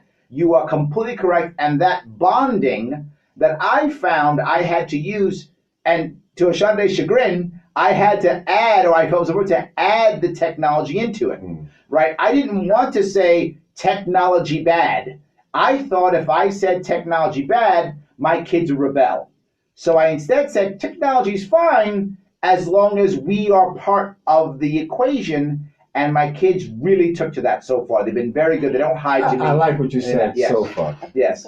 See, so you try to, if you tell your kid not to do something or a child not to do, what do they do? Yeah, they do it anyway. Absolutely. And I like that was a good point. Trying to reason with them. You're better off trying to reason with them and explain them, like, all right, look, here are the pros and cons of this. Yes. You know, right? And you can take this approach with just about any topic when it comes to raising human beings. Yes. All right, look, here's what you might see out of it. Here's the downside to this. Let's find the happy medium. Well, I've actually told. Oh, sorry, Shadi, you're chomping at the bit. Go ahead. No. I was just saying that we can apply it the same way with firearms. Yes. And take the mystique out of firearms, and that's where we're going. You know, it's all right to introduce, like you said, and I like your point. You want to make sure that you understand that computers are not bad. They do have a place, and they are going to have a place in your life. And there's a right and wrong way to take advantage of this, and you nip that in the bud early. Excuse me. And I take the same exact approach with firearms. I agree completely. I'm a single dad, and I purchased my daughter's first firearm. Well, she was shooting at 14, but I bought her first firearm on her 16th birthday. Wow. Look at that. And it was beautiful, and it was the breaking down of the firearm, putting it back together, understanding the right and wrong, going over the rules, and as a single dad, me being a protector, I'll have my toy and the batteries hanging out. And I've never once ever had a problem with her being curious with the firearm. Absolutely. And so I like the science that you're employing. Yes. And I think it's very important. And I agree with Angelo.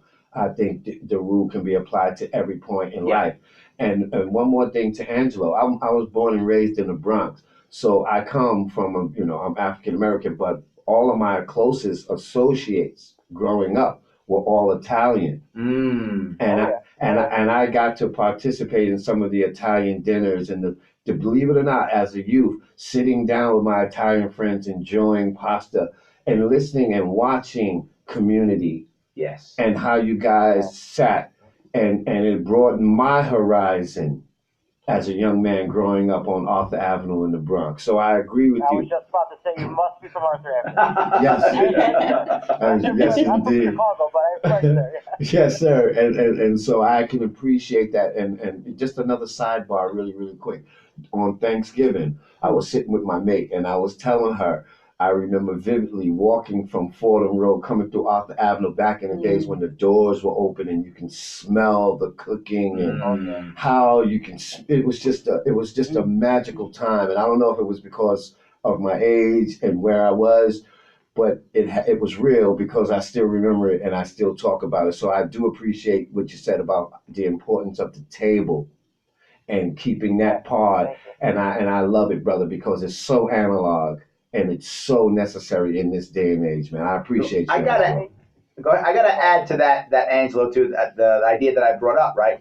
Where my kids play with their devices is not locked away in their room. They play with the devices at the dining room table where we all see them and we can join in what they're doing, right? So I've made the devices like Clue. If that makes any sense, right? No. I've made it to where they come here, and very often my daughters don't jump up and go, I'm going to play this game. They say, hey, Daddy, do you want to play?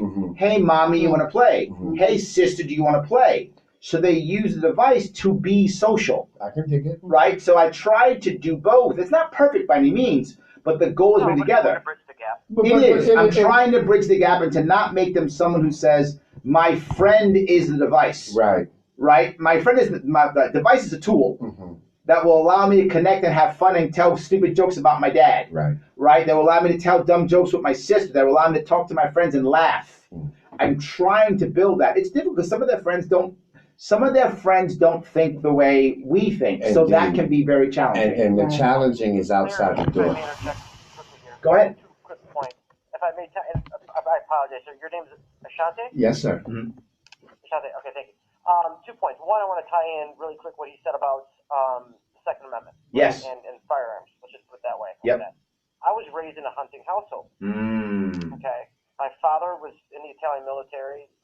He hunted his whole life because he grew up in rural Sicily, and he hunted a lot when he was a kid for food. Sure. And simple.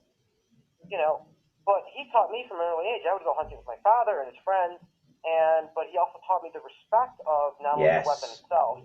Okay. But the fact that, look, you're taking a life, now given it's an animal, okay, but you're taking a life for a purpose.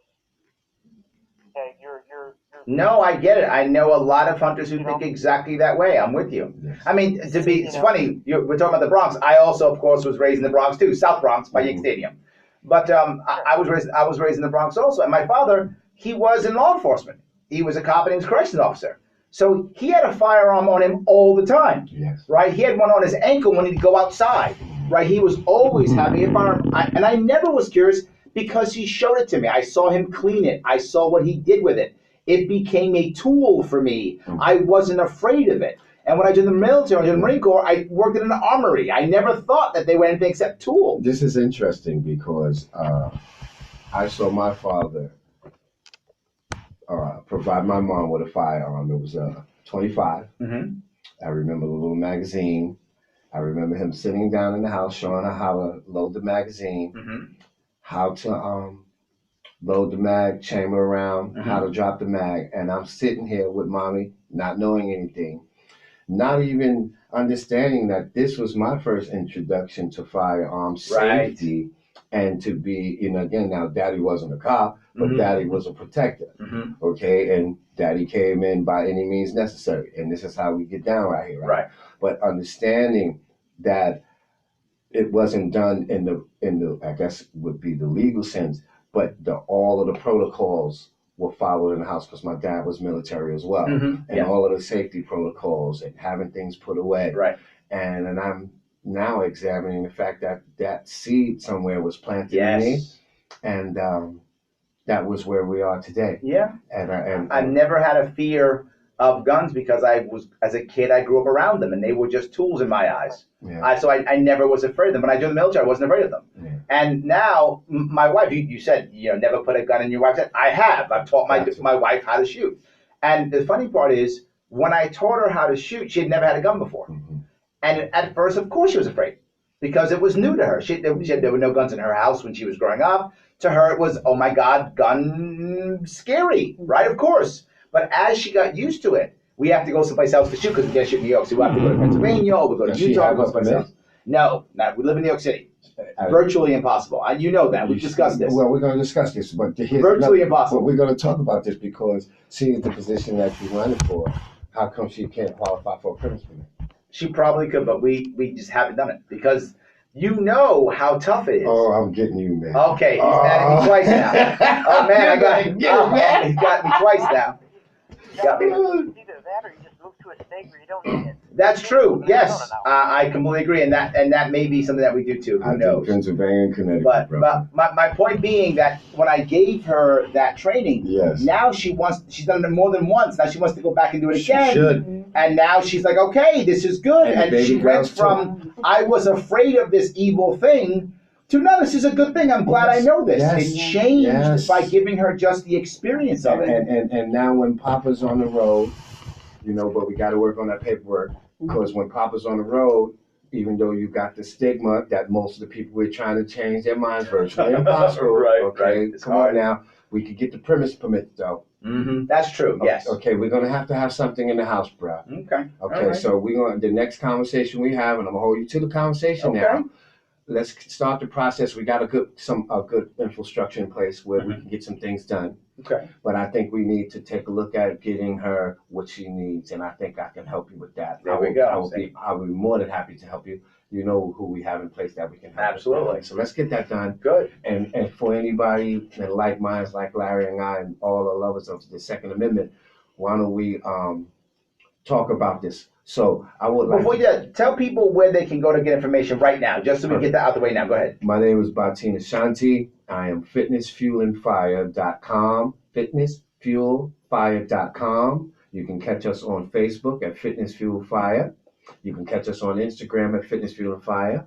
And we also have a YouTube channel, Fitness Fuel and Fire. Our number is 646-481-9787. Let me give you that again.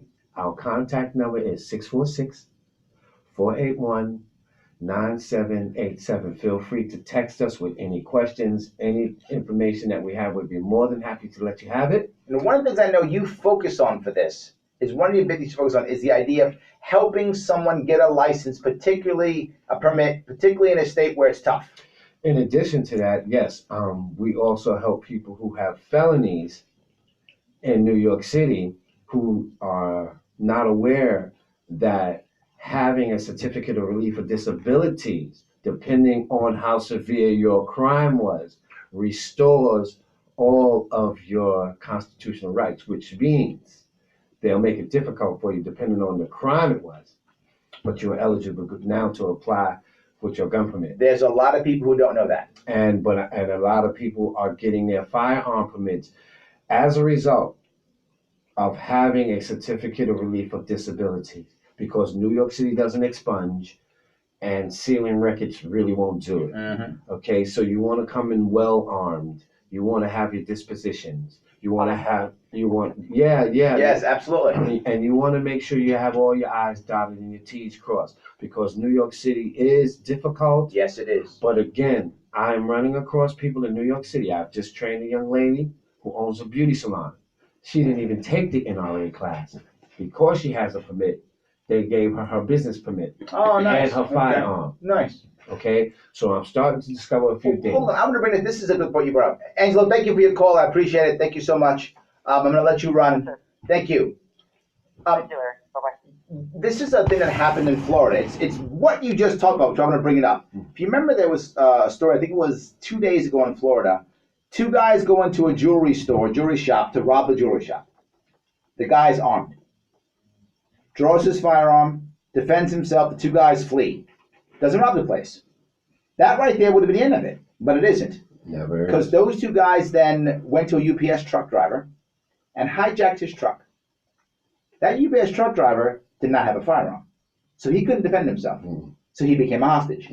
They drove that UPS truck out, and about a dozen or so cops chased the UPS truck till it stopped.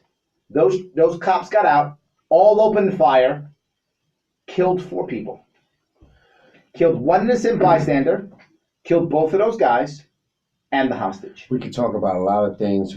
There was so much wrong with that, but let me just go to the one point I want to bring up. Go ahead. If that UPS truck driver has a firearm, none of that happens. I agree. Right? But of all the other bets that happened, if he's armed, those guys back off. Why they backed off when the jewelry store guy had a gun? They had a gun too, but they didn't want to get into a firefight. They go for soft targets. Yes, the UPS driver was a soft target. And we continue to talk about being vulnerable. And again, we are going to have to shift the paradigm. The paradigm is going to have to take a shift. We are going to have to reevaluate a lot of the things that we see here now insofar as our professional careers. We offer services to all medical professions. Ah, okay. So if you are RN, nurse practitioner, you're a surgeon, we are trying to broaden our market where we're doing firearm training and concealed carry classes for all the individuals in the medical profession. You know why I love that so much? Part of my campaign the school shooting frenzy is not as newsworthy anymore. Now they worry about the impeachment and everything else is covering the news. But when I was running, there was a big issue when it came to school safety and school shootings. And my entire answer for the school shooting piece, not the actual all the match, but just the school shootings was allow. Very simple rule. I don't have to put armed guards at the school. I don't have to force anybody. All I do is say, if you have a permit to carry and you want to carry and you are a teacher or administrator, you may. That's it. Once you make that rule, you may. People got mad at me and said, well, he's arming teachers. I'm not. If you don't want a gun, you don't have to buy one. You don't want to bring one to school. You don't have to. But if you want to, you have permission to. Once you do that, now these school shooters can no longer plan because they don't know who's armed, which makes it no longer a soft target. That's exactly what you're talking about for a hospital. But the thing is, it's like being at the Waffle House in Virginia. The young lady serving us waffles and sausages has got a beautiful Sig Sauer 226 on her hip. And so you understand exactly where you are. Right. Okay, in the time in which you do. Here's another one. We offer another service for real estate agents. Okay. Real estate. Because some of the sisters you talking soft targets. A lot of the women are showing homes and houses and apartments to complete strangers, and they're being assaulted and assailed. Got it. So we offer personal protection. I never thought of that. That's brilliant. Firearm safety to real estate agents. Again, another target that's a soft target that we offer classes and training to are all locticians, hair salon, barbershop owners. So we offer services. Hold on, I want to go back to that real estate piece. That's intriguing. What is special in training for that person versus the Waffle House person? It would be similar to the Waffle House person. You know where you stand with her. Got it. So you would actually be telling her that she should be carrying openly? I wouldn't suggest, no, my brother, because that's what I thought. It's different, right? It's a different environment, right? Environment. So if we talk in New Jersey, Connecticut, and NYC, it's going to be more of a concealed carry or personal carry. Now you got to understand, a lot of women are being assaulted by men who have no interest in looking at the homes. They just want a female real estate agent, and we have a whole lot of material to support this point. That I think that's another soft They're just target. looking for a vulnerable female. Indeed. Got it. But males as well. Let's not do gender. because if a male is showing an apartment, he is just as vulnerable too. But doesn't the average predator go for the woman because they believe the woman is going to be an easier target? I would say yes to a degree, but the paradigm is shifting and the times are shifting. So I think everyone should be prepared for whatever. You know. And then we also do for hospice and home health care workers who go do people who live in the projects or high crime areas, but they are hospice workers where they have to come, people on oxygen, and they're going to high crime areas, but they have to do it. So that's another service that we provide. So we're trying, Fitness Fuel and Fire is trying to touch all markets. All markets. So when we're talking about, you just brought another part. Then you're talking about my campaign. We had trouble getting in to many urban communities when it came to the Second Amendment. They didn't want to hear us.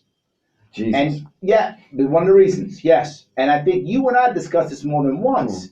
But the idea, and I want to make sure people hear this, if you go to a poor community, the people who are assaulted are very often the weakest people, older people, younger moms with kids.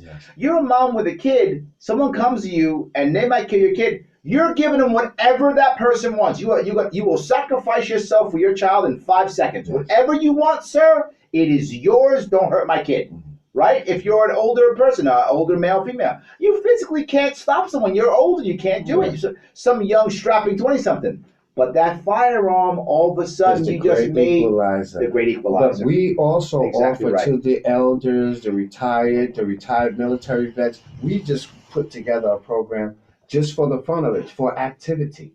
We got an elder program for activity. Tell me about this. So the activity is we do a firearm fundamental class just for the fun, because remember now, a lot of the elders are prior war veterans. Yeah, but we tend to forget that some of the mothers and fathers, World War I, World War II, Vietnam vets, they're just older. Absolutely. And this is something that was a part of their lives for a long time. Right. And to take them on a wonderful field trip, just to put together an elder trip to the gun range plus dinner, a fundamental firearm class, just to something to look forward to, some purpose. And it's a beautiful thing. And I think that would, that's a recruiting element, and it doesn't have to have them buying guns. It's something they've done before. They hunted before. They shot before. And we want to bring that back. Here's another program that we introduced, Larry, that we're working on. And it's a firearm safety program for the hearing impaired. Okay. Soft target. Soft targets. Sure. Absolutely. Okay. And then we're trying to take it into other areas. Again, we have to be creative with this because we can't reinvent the wheel. So we're trying to find out as a business, how can we touch other markets where people are going to receive it, it's going to be appreciated, and it's needed. Yeah. And so we're trying to stay into the professional areas. And one more thing we want to talk about, a lot of the people who are eligible here in New York City to get their firearm permits, that they're so overlooked in the community, are these single mothers who have 2 kids, who had the same job for 8, 9, 10 years working for the city.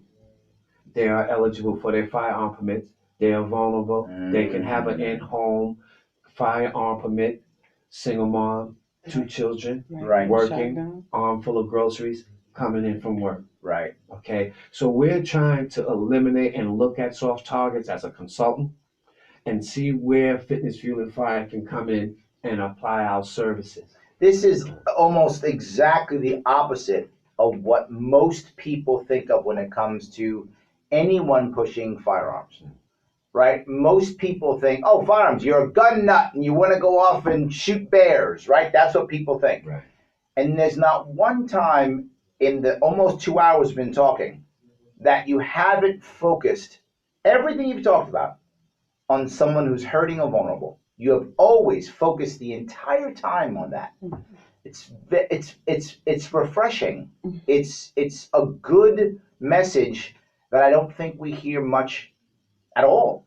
Well, I don't think we hear it. Well, my thing is, by hanging with you, you've motivated me in ways that at some point I would like to sit with you and some of your people, because I'm interested in being a part of the political scene and so far, potential city council. Oh, I like that. Oh, you just made my night. You called me celebrity, and then told me you want to run. Oh my God, this is a good night for me. I want to talk to you. I want to learn the way. I'm interested in learning the language, and I'm interested in finding out what contribution that I can make insofar as pro-gunners, and adding to an intelligent conversation, and finding a way, like you said, bridging gaps. Yeah. There is a whole athletic piece to firearm, the art. Agreed. No, I completely agree. And I'm looking to be a part of infusing this into the community insofar as competition. I would love to put together a New York City, inner city, 3-gun competition youth team to travel the world. Be amazing. This is what we need. And they can come back as ambassadors. Sure. Not coming here talking that gun-ho madness, but can talk about, I've been to Japan. I have friends in Australia. We didn't win the competition, but I was able to go here and there. I met so-and-so celebrities. We need to sit down, Larry, and take this conversation to another level, man. I'm in, let's do it. I'm deadly serious. We need to reach into the Asian market. We need to talk to our brothers and sisters who are coming in from India, Pakistan. You mentioned that to me. Tell me about that. I'm interesting. I think there is, again, I'm thinking from a business pie. If I'm looking at a pie chart and it's a business pie, going for a particular market is only 2 to 3% of 360 degrees of business. Sure. And when I said earlier that the gun talk has been basically the yin and yang, or black or white, largely white in America, just straight talk for straight results. Yes, no. I'm trying to hurt feelings. So, but we have a whole nother dichotomy. If things are taking place in the community, again, investment capital is coming in from India at a monumental rate. Half these bills are going up. Is investment capital is coming from other countries. They got something to invest and something to lose here in America. As a politician, as a potential politician, I'm looking to touch all markets.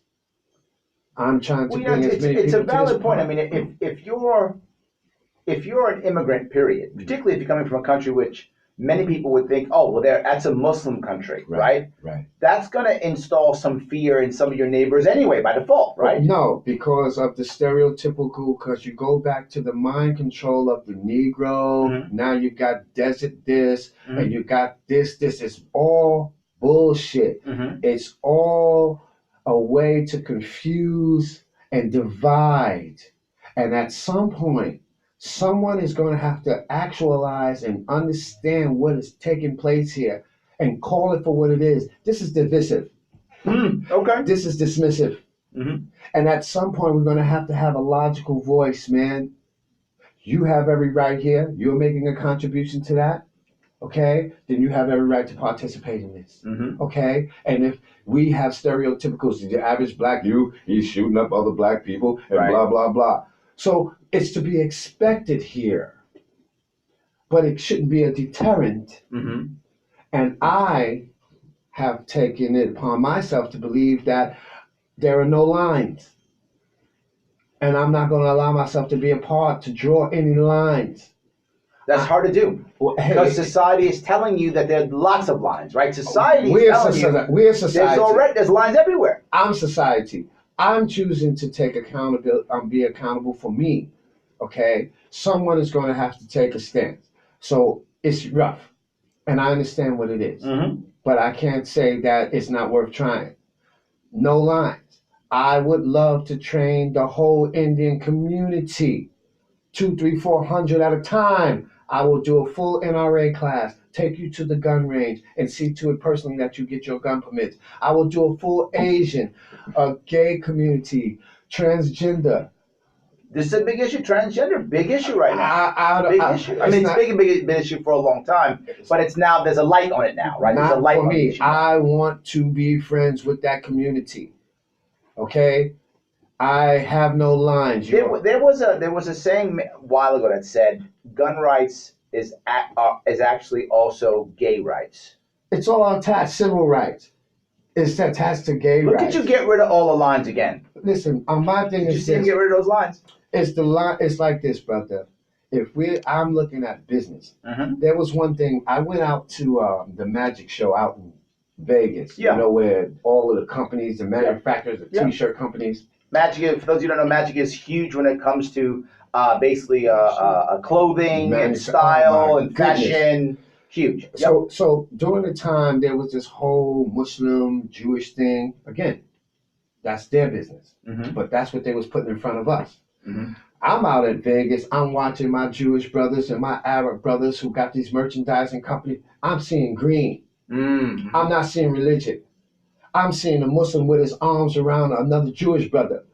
And they're sitting down doing receipts and they are making money. And I didn't see a line. And so at some point I had to go, maybe I've been deceived, or I bought into something that is not as broad as I thought it was. I like it. Okay? And so for me, I'm trying to grow into no lines, brother. So when I'm pro 2A, I'm pro everything. Everybody's welcome in the house of Shanti. Everybody is welcome to come and train with Body by Ashanti. I don't draw or discriminate against anybody wanting to get fit, get right with their diet. This is business.